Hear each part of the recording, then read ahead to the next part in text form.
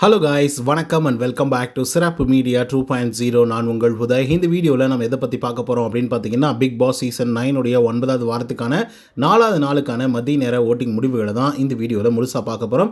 So இந்த வீடியோக்கு போகிறதுக்கு முன்னாடி நம்மளோட சேனலை சப்ஸ்கிரைப் பண்ணாதவங்க சப்ஸ்கிரைப் பண்ணி வச்சுக்கோங்க. பக்கத்தில் ஒரு பெல் ஐக்கான் இருக்கும், அதையும் ப்ரெஸ் பண்ணி ஹாலில் போட்டுக்கோங்க. அப்போ தான் நாங்கள் அப்டேட் பண்ணுற ஒவ்வொரு விஷயமும் உங்களுக்கு நோட்டிஃபிகேஷன் வந்து சேரும்.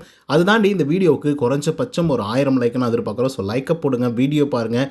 வாங்க இந்த வீடியோக்குள்ள வந்து போகலாம். நம்பர் 1 பொசிஷனில் யார் இருக்காங்க அப்படின்னு பார்த்தீங்கன்னா, the one and only கானா வினோத் அவர்கள் தான் வந்து இருந்துட்டு இருக்காங்க. ஸோ அவங்க வாங்கிய ஓட்டுகளோட எண்ணிக்கை அப்படின்னு சொல்லி பார்க்கும்பொழுது 1,31,360 ஓட்டுகளாகும்.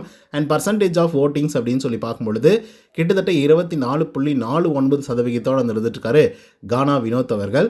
ஆக்சுவலாக இவருடைய பர்ஃபார்மன்ஸ் வந்து சூப்பராக வந்திருக்கு. நிறைய இடங்கள் வந்து பஞ்செல்லாம் வந்து போட்டுட்ருக்காரு. அதெல்லாம் தாண்டி ஓட்டிங்ஸில் கலக்கிட்டு இருக்காரு அப்படின்னு வந்து சொல்லலாம்.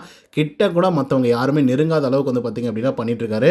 ஸோ எதுக்காக அதை சொல்கிறோம் அப்படின்னு பார்த்தீங்கன்னா, ஃபஸ்ட்டு பொசிஷனுக்கும் செகண்ட் பொசிஷனுக்கும் கிட்டத்தட்ட ஒரு 55,000 வாக்குகள் வந்து வித்தியாசம் வந்து இருக்குது. ஸோ அதனால தான் வந்து சொல்லிட்டு இருக்கேன். 2வது பொசிஷனில் யார் இருக்காங்க அப்படின்னு பார்த்தீங்கன்னா, விஜய் பார்வதி அவர்கள் தான் வந்து இருந்துட்டு இருக்காங்க. ஸோ அவங்க வாங்கிய ஓட்டுகளோட எண்ணிக்கை அப்படின்னு சொல்லி பார்க்கும்பொழுது கிட்டத்தட்ட 76,576 ஓட்டுகளாகும். அண்ட் பர்சன்டேஜ் ஆஃப் ஓட்டிங்ஸ் அப்படின்னு சொல்லி பார்க்கும்பொழுது 14.28% வந்து இருந்துட்டு இருக்காங்க விஜய் பார்வதி அவர்கள். ஸோ இவங்களை பற்றி நம்ம பெருசாக சொல்ல வேண்டிய அவசியமே இல்லை. இந்த கேமை நல்லா புரிஞ்சுட்டு விளையாடக்கூடிய ஒரு ஆளாக கண்டிப்பாக பார்வதி வந்து இருந்துகிட்ருக்காங்க. பட் சம்டைம்ஸ் அது பாசிட்டிவாக போகுது, சம்டைம்ஸ் அது நெகட்டிவாக போகுது அப்படின்னு வந்து சொல்லலாம். 3வது பொசிஷனில் யார் இருக்காங்க அப்படின்னு பார்த்தீங்கன்னா, திவ்யா கணேஷ் அவர்கள் வந்து இருந்துகிட்ருக்காங்க. ஸோ அவங்க வாங்கிய ஓட்டுகளோட எண்ணிக்கை அப்படின்னு சொல்லி பார்க்கும்பொழுது 59,053 ஓட்டுகளாகும்.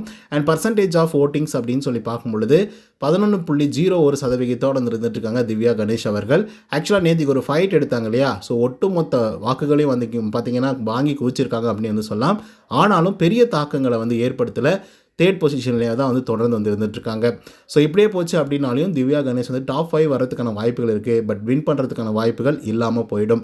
4th பொசிஷனில் யார் இருக்காங்க அப்படின்னு பார்த்தீங்கன்னா, விக்ரம் அவர்கள் வந்திருக்காங்க. ஸோ அவங்க வாங்கி ஓட்டுகளோட எண்ணிக்கை அப்படின்னு சொல்லி பார்க்கும்பொழுது 47,448 ஓட்டுகளாகும். அண்ட் பர்சன்டேஜ் ஆஃப் ஓட்டிங்ஸ் அப்படின்னு சொல்லி பார்க்கும்பொழுது 8.85% இருந்துட்டு இருக்காங்க விக்ரம் அவர்கள். ஸோ இவர் வந்து லாஸ்ட் வீக்கில் நம்பர் 1 பொசிஷனில் வந்து இருந்தாங்க. அதிகப்படியான வாக்குகள் வந்து வாங்கி குவிச்சிட்டு இருந்தாங்க. பட் அவர் செஞ்ச சில நெகட்டிவான சில விஷயங்கள் வந்து பார்த்திங்க அப்படின்னா பேசும் பொருளாக மாறிடுச்சு லாஸ்ட் வீக்கில். ஸோ அதன் காரணமாக இப்போதைக்கு 4th பொசிஷனில் வந்து இருந்துகிட்ருக்காரு. 5வது பொசிஷனில் யார் இருக்காங்க அப்படின்னு பார்த்தீங்கன்னா, கமருதீன் அவர்கள் தான் வந்து இருந்துகிட்ருக்காங்க. ஸோ அவங்க வாங்கிய ஓட்டுகளோட எண்ணிக்கை அப்படின்னு சொல்லி பார்க்கும்பொழுது 45,433 ஓட்டுகளாகும். அண்ட் பர்சன்டேஜ் ஆஃப் ஓட்டிங்ஸ் அப்படின்னு சொல்லி பார்க்கும்பொழுது 8.47% இருந்துகிட்ருக்காங்க கமருதீன் அவர்கள். ஸோ கமருதீனை பற்றி நம்ம சொல்கிறதுக்கு என்ன இருக்குது? ஒன்றுமே இல்லை. ஆரம்ப காலகட்டத்தில் எப்படி வந்து ரக்கடாக வந்து இருந்துட்டு இருந்தாரோ, ஸோ அதே போல் கமருதீனை தான் இப்போதைக்கு நம்ம வந்து பார்த்துட்டு இருக்க முடியுது. குறிப்பாக பார்வதியும் அவரையும் வச்சு ஏதாவது பேசினாங்க அப்படின்னாவே பயங்கரமாக சண்டைக்கு வந்து போயிடுறாங்க. ஸோ இன்றைக்கும் ஒரு தரமான சம்பவம் வந்து பார்த்திங்க அப்படின்னா எஃப்ஜே கிட்ட வந்து நடத்திருக்காப்புல நம்மளுடைய கமருதீன் அவர்கள். ஆனால் அது தரமான சம்பவமா இல்லை தரம் கெட்ட சம்பவமா அப்படிங்கிறத லைவ் வந்ததுக்கப்புறம் நான் சொல்கிறேன். 6வது பொசிஷனில் யார் இருக்காங்க அப்படின்னு பார்த்தீங்கன்னா, சாண்ட்ரா அவர்கள் இருந்திருக்காங்க. ஸோ அவங்க வாங்கிய ஓட்டுகளோட எண்ணிக்கை அப்படின்னு சொல்லி பார்க்கும்பொழுது 31,809 ஓட்டுகளாகும். அண்ட் பர்சன்டேஜ் ஆஃப் ஓட்டிங்ஸ் அப்படின்னு சொல்லி பார்க்கும்பொழுது 5.93% வந்து இருந்துட்டுருக்காங்க சாண்ட்ரா அவர்கள். ஸோ சாண்ட்ராவை பற்றி சொல்லணும் அப்படின்னா நிறைய வார்த்தை விளையாட்டை பார்த்திங்க அப்படின்னா பயங்கரமாக விளையாடிட்டு இருக்காங்க. குறிப்பாக இன்றைக்கி வந்து நம்மளுடைய கனி அவர்கள் இருந்திருக்காங்க இல்லையா? ஸோ அவங்க வந்து ஒட்டு கேட்டுட்ருக்காங்க. அதுவே தரங்கெட்ட செயல் தான். ஆனால் அதுக்காக இவங்க யூஸ் பண்ண வார்த்தைகள் வந்து டாக் அப்படின்ட்டு சொல்லி ஒரு வார்த்தையை வந்து பயன்படுத்தியிருந்தாங்க. ஸோ இது கண்டிப்பாக டெலிகாஸ்ட் ஆச்சு அப்படின்னா மிகப்பெரிய அளவில் டவுன்ஃபால் வந்து ஆகிறதுக்கான வாய்ப்புகள் இருக்குது சாண்ட்ராவுக்கு. 7வது பொசிஷனில் பிரஜன் 31,145 ஓட்டுகள் வந்து வாங்கியிருக்காங்க. 5.81% இருந்துட்டுருக்காரு பிரஜன் அவர்கள். ஆக்சுவலாக இவருக்கு கொடுக்கப்பட்ட கேரக்டரை பண்ணுறது மட்டும் இல்லாமல் கேமை சுவாரஸ்யப்படுத்துறதுக்காக நிறைய விஷயங்கள் வந்து பண்ணிட்டுருக்காங்க. அது ரியலாகவே வந்து சொல்கிறேன், சூப்பராக வந்து இருக்குது அப்படின்னு வந்து சொல்லலாம் பிரஜனை பொறுத்த வரலையும்.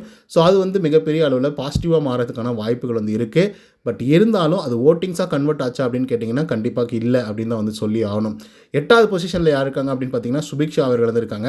ஸோ அவங்க வாங்கிய ஓட்டுகளோட எண்ணிக்கை அப்படின்னு சொல்லி பார்க்கும்பொழுது 29,201 ஓட்டுகளாகும். அண்ட் பர்சன்டேஜ் ஆஃப் ஓட்டிங்ஸ் அப்படின்னு சொல்லி பார்க்கும்பொழுது 5.44% இருந்துட்டுருக்காங்க சுபிக்ஷா அவர்கள். ஸோ சுபிக்ஷாவை பற்றி நம்ம சொல்லணும் அப்படின்னா எதுவுமே சொல்கிறதுக்கு வந்து இல்லை. ஏன்னா கேமை வந்து ஓரளவுக்கு நல்லா புரிஞ்சுக்கிட்டு சூப்பராக வந்து விளையாடிட்டுருக்காங்க. சொல்லப்போனால் இப்போ நீங்கள் ப்ரோமோ 2 கூட வந்து பார்த்துருப்பீங்க. அவங்க கையில் வந்து பார்த்திங்க அப்படின்னா ஒரு நெக்லஸ் வந்து வச்சுட்ருக்காங்க. ஸோ அந்தளவுக்கு ட்விஸ்ட் வைக்கக்கூடிய ஒரு ஆள் தான் நம்மளுடைய சுபிக்ஷா. ஸோ அது வந்து ஒரு நல்ல ப்ளே. 9வது பொசிஷனில் அமித் அவர்கள் வந்திருக்காங்க. ஸோ அவங்க வாங்கிய ஓட்டுகளோட எண்ணிக்கை அப்படின்னு சொல்லி பார்க்கும்பொழுது 28,145 ஓட்டுகளாகும். அண்ட் பர்சன்டேஜ் ஆஃப் ஓட்டிங்ஸ் அப்படின்னு சொல்லி பார்க்கும்பொழுது 5.25% இருந்துட்டுருக்காங்க அமித் அவர்கள். ஸோ அமித்தை பற்றி பெருசாக சொல்கிறதுக்கு ஒன்றுமே இல்லை. ஏன்னா இந்த வாரத்தில் பெருசாக ஒரு பர்ஃபார்மன்ஸும் வந்து பண்ணலை. ஆனாலும் இதுக்கு முன்னாடி வாரங்களில் இவர் ஒரு ஜென்டில் மேன் அப்படின்ற மாதிரி ஒரு கண்ணோட்டம் வந்து இருந்தது. பட் அதையும் பார்த்திங்க அப்படின்னா விஜய் சேதுபதி உடச்சு விட்டாப்பில் சண்டே எபிசோடில். 10வது பொசிஷனில் கனி அவர்கள் இருந்திருக்காங்க. 28,144 ஓட்டுகள் வந்து வாங்கியிருக்காங்க. அண்ட் பர்சன்டேஜ் ஆஃப் ஓட்டிங்ஸ் அப்படின்னு சொல்லி பார்க்கும்பொழுது 5.25% இருந்துட்டுருக்காங்க கனி திரு அவர்கள். ஸோ கனி திரு அவர்களுக்கு இந்த வாரமும் பெருசாக வந்து அமையலை அப்படின்னு தான் வந்து சொல்லி ஆகணும். ஸோ அதன் காரணமாக எவிக்டாகி வெளியே போகிறதுக்கான எல்லா வாய்ப்புகளும் வந்து பார்த்திங்க அப்படின்னா இருந்துகிட்ருக்கு. சொல்லப்போனால் அவங்களுடைய செல்ல தம்பி ஆகிய எஃப்ஜி அவர்களும் கனி அவர்களும் ஒன்றா எவிக்ட் ஆகிறதுக்கான வாய்ப்புகள் அதிகமாக இருக்குது. 11வது பொசிஷனில் யார் இருக்காங்க அப்படின்னு பார்த்தீங்கன்னா 28,018 ஓட்டுகளாகும். அண்ட் பர்சன்டேஜ் ஆஃப் ஓட்டிங்ஸ் அப்படின்னு சொல்லி பார்க்கும்பொழுது 5.22% இருந்துட்டுருக்காரு எஃப்ஜி அவர்கள். ஸோ இதன் காரணமாக கடைசி பொசிஷனை பிடிக்கக்கூடிய எஃப்ஜி அவர்களும் அண்ட் அதுக்கு முன்னாடி பொசிஷனை பிடிச்ச கனி அவர்களும் 2 பேரும் எவிக்ட் ஆகிறதுக்கான வாய்ப்புகள் வந்து இருக்குது. இது எதுக்காக சொல்கிறோம் அப்படின்னு பார்த்தீங்க அப்படின்னா டபுள் எவிக்ஷன் இந்த வாரத்தில் வரும். ஓகேங்களா? ஏன்னா லாஸ்ட் வீக்கில் வந்து பார்த்திங்க அப்படின்னா ஒரே ஒரு எவிக்ஷன் கூட இல்லாமல் வந்து பண்ணிட்டாங்க. ஸோ அதனால் இந்த வாரத்தில் டபுள் எவிக்ஷன் இருக்கிறதுக்கான வாய்ப்புகளும் அண்ட் இன்னொரு வைல்டு கார்டு என்ட்ரி கொடுக்கறதுக்கான வாய்ப்புகளும் வந்து இருக்குது. ஸோ அதன் காரணமாக இப்போ கடைசியாக பொசிஷனில் இருக்கிறது எஃப்ஜேவும் கனி திரு அவர்கள் தான். ஸோ இவங்க 2 பேரையும் ஜோடி அனுப்புறதுக்கான வாய்ப்புகள் இருக்குது. அண்ட் கனி அவர்களை வந்து அனுப்புவாங்களா அப்படின்ற ஒரு கண்ணோட்டம் வந்து இருக்குது. அனுப்புறதுக்கான வாய்ப்புகள் ரொம்ப ரொம்ப குறைவு தான். ஆனால் அனுப்புறதுக்கான வாய்ப்புகளும் அதிகமாக இருக்குது. ரொம்ப குழப்பற மாதிரி இருந்திருக்குல்ல. Very simple. கனி அவர்களை ஓட்டிங் வைஸ் பார்த்தாங்க அப்படின்னா கண்டிப்பாக எவிக்ட் பண்ணி வெளியே அனுப்புறதுக்கான மொத்த வாய்ப்புகளும் வந்து இருக்குது. ஓகேவா? ஆனால் கேமை சுவாரஸ்யப்படுத்துறதுக்காகவும் இவங்க இருந்தால் மற்றவங்க வந்து கொஞ்சம் சப்போர்ட்டிவாக யோசிப்பாங்க அப்படின்றதுக்காகவும் இவங்களை கேமுக்குள்ளே வச்சுக்கிறதுக்கான வாய்ப்புகள் இருக்குது. அதனை தொடர்ந்து சாண்ட்ரா அவர்களும் அதுக்கப்புறம் நம்மளுடைய ரம்யா ஜோ இவங்க 2 பேரும் சேர்ந்து ஒரு விஷயத்தை வந்து உடச்சி விட்ருக்காங்க. இது ஒரு பெரிய ரகசியம். ஆக்சுவலாக சொல்லப்போனால் எஃப்ஜி அவர்கள் ஆரம்ப காலகட்டத்தில் வீட்டுக்குள்ளே வரும்போது சொல்லியிருக்காராம் இவங்ககிட்ட எல்லாம். என்ன சொல்லியிருக்காரு அப்படின்னு பார்த்தீங்கன்னா, நான் ஒரு 60 நாள் இருந்தால் போதும், அதுக்கு மேலே எனக்கு இருக்கணுன்ற எந்த ஆசையுமே வந்து கிடையாது. டைட்டில் வின் பண்ணும், அப்படி பண்ணும், இப்படி பண்ணுன்ற எந்த ஆசையுமே கிடையாது அப்படின்ற மாதிரி வந்து சொல்லியிருக்காங்க. ஸோ அதனால் 60 நாட்கள் வந்து கடந்துருச்சு. இன்றைக்கி கூட வந்து பார்த்திங்கன்னா 60 நாட்கள் ஆகிடுச்சு. ஸோ அதனால் இந்த ஆள் வந்து எவிக்ட் ஆகி வெளியே போகிறதுக்கு தயாராகிட்டார். ஸோ அதனால தான் லாஸ்ட் வீக்லேயும் வந்து பார்த்திங்கன்னா பெருசாக பர்ஃபார்மன்ஸ் வந்து பண்ணியிருக்க மாட்டார். அது நீங்கள் பார்த்துருப்பீங்க. வியானா கூட மட்டும் ஜாலியாக சும்மா வந்து பேசிக்கிட்டு வந்து சுற்றிட்டு இருக்காரு அப்படின்னு மட்டும் நம்ம கண்ணோட்டத்தில் வந்து பார்த்துட்டு இருந்தோம். ஆனால் அது உள்நோக்கமும் வந்து இருக்குது. எப்படியாவது எவிக்டாக வெளியே போயிடணும் அப்படின்ற மாதிரி தான் வந்து எஃப்ஜி அவர்கள் வந்து விளையாடிட்டுருக்காரு. ஸோ இதை வந்து பிக் பாஸ் அவர்கள் கண்டிப்பாக கண்காணிப்பார். தூக்கி வெளியே போகிறதுக்கான வாய்ப்புகள் இருக்குது. ஏன்னா இப்படிப்பட்ட ஆட்களை வச்சுக்கிட்டு நான் ஷோ நடத்துகிறத விட நடத்தாமல் இருக்கிறதே பெஸ்ட்டா அப்படின்னு யோசிக்கிற அளவுக்கு வந்து பார்த்திங்க அப்படின்னா பிக் பாஸ் அவர்கள் கண்டிப்பாக கோவப்படுவார் அப்படின்றதுலையும் மாற்றுக்கிறதுல கண்டிப்பாக இதோட விளைவுகள் சாட்டர்டே எபிசோடில் தெரியும். ஓகேங்களா? ஓகே மக்களே, யார் எந்தெந்த பொசிஷன் இருக்காங்க, யார் எவ்வளோ ஓட்டிங்ஸ் வாங்கியிருக்காங்க அப்படிங்கிறத பற்றி டீட்டெயிலாக பார்த்தோம். ஸோ இந்த வீடியோ உங்களுக்கு வந்து பிடிச்சிருந்தா லைக் அண்ட் சப்ஸ்கிரைப் பண்ண மறந்துடாதீங்க. இன்னொரு தடவை சந்திக்கிறேன். Until then bye from Uday. நன்றி, வணக்கம்.